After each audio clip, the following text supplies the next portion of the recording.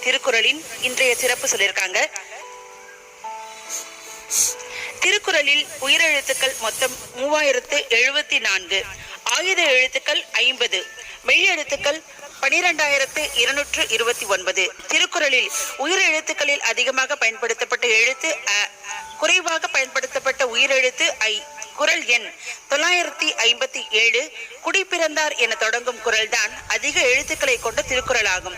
39 எழுத்துக்கள் கொண்டது. ஆஹா, அருமையான ஒரு தகவல் சொல்லியிருக்கீங்க. மீண்டும் மீண்டும் படிக்கணும் போல இருக்கு. நிறைய அதை பத்தி தெரிஞ்சுக்கணும் போல இருக்கு. நிறைய திருக்குறள் பத்தி இன்னும் எவ்வளவு பேர் ஆராய்ச்சி பண்ணிட்டு இருக்காங்கன்னு தெரியல. பட் நீங்க இந்த தகவல் சொல்றது ரொம்ப நன்றிகள். அரசடிக்குப்பம் சரவணன், உங்களுக்கு ஒரு கிரேட் அப்ளாஸ்.